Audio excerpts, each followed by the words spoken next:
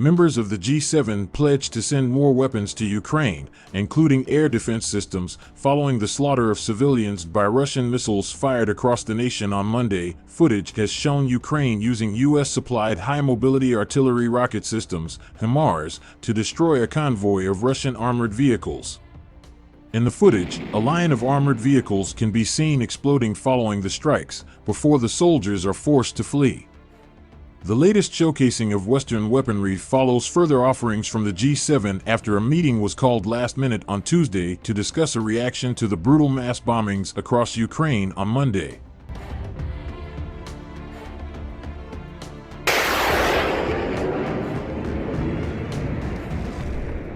The footage shows a number of explosions occurring along the battlefield as targeted missiles destroy roughly a dozen vehicles. The Russian fleets appear to be caught unawares as the long-range bombs explode on top of the convoy.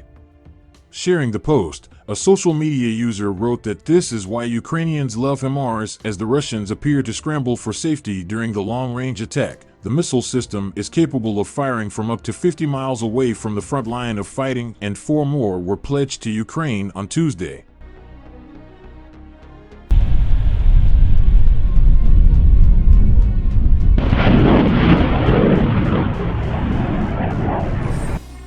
Ukrainian Defense Minister Oleksiy Reznikov celebrated the arrival from the United States of what he said were 4 additional high-mobility artillery rocket systems HIMARS, whose accuracy and longer range have allowed Ukraine to reduce Russia's artillery advantage. The United States said it was speeding up the shipment of NASAMS air defenses to Ukraine as well, in light of Monday's attacks. Washington has already provided more than $16.8 billion worth of security aid to Ukraine during the war. Ukraine also received the first of 4 Iris-T air defense systems Germany promised to supply, a German defense ministry source said.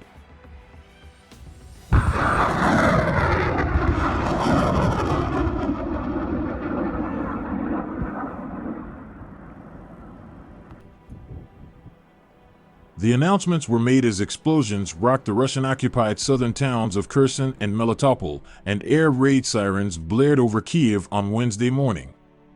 Fear among the Ukrainian people is still rife just 2 days after Russia unleashed a barrage of missiles on towns and cities across the nation in a major escalation of the conflict. Also in the south, Russian missiles destroyed buildings in the Zaporizhia region overnight, but there were no reports of casualties. Regional Governor Oleksandr Starik said on the Telegram messaging app the death toll from the long-range bombing is unconfirmed, but is believed to be in the region of 20 civilians.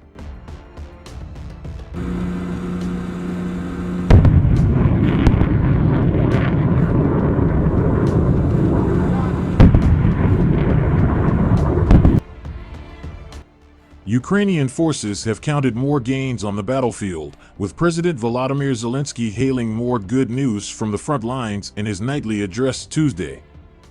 Rapid and significant gains have been counted in Ukraine's counteroffensive in the south in particular, with advances in the Kherson region. Now, dozens of settlements have been liberated this week across 4 regions that Russia annexed last week, Zelensky said.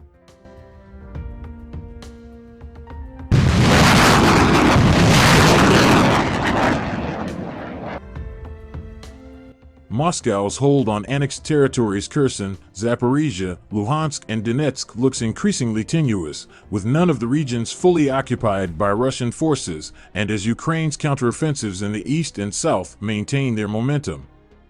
The U.S. has committed even more firepower to Ukraine's fight. The Biden administration announced another $625 million in military aid to Kyiv Tuesday.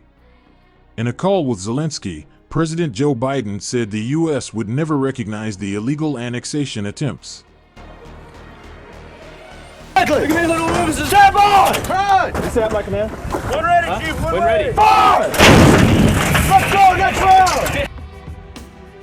Ukrainian forces have advanced north from Kharkiv to within 50 kilometers of the border with Russia and are also pressing to the south and east in the same region, Ukrainian Chief Commander General Valery Zaluzhnyi said. As the war in Ukraine marks 200 days, the military has reclaimed swaths of the south and the east in a long-anticipated counterattack that dealt a heavy blow to Russian forces.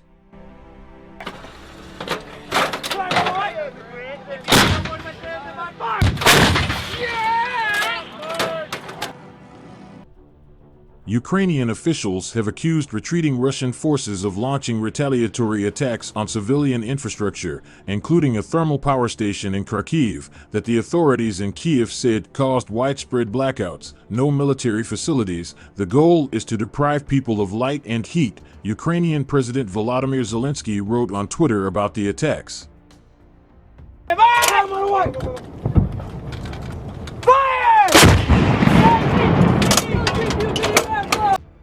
Moscow denies its forces deliberately target civilians. Zelensky confirmed that Russian attacks caused a total blackout in the Kharkiv and Donetsk regions, and partial blackouts in the Zaporizhia, Dnipropetrovsk, and Sumy regions. They are unable to reconcile themselves to defeats on the battlefield, Dnipropetrovsk Governor Valentin Reznichenko wrote on Telegram. Kirilo Timoshenko, the deputy head of the president's office, posted an image on Telegram of a power station on fire, but added power had been restored in some regions. Kharkiv Mayor Ihor Terekhov described attacks on infrastructure as cynical revenge for the success of Ukrainian troops at the front, particularly in Kharkiv.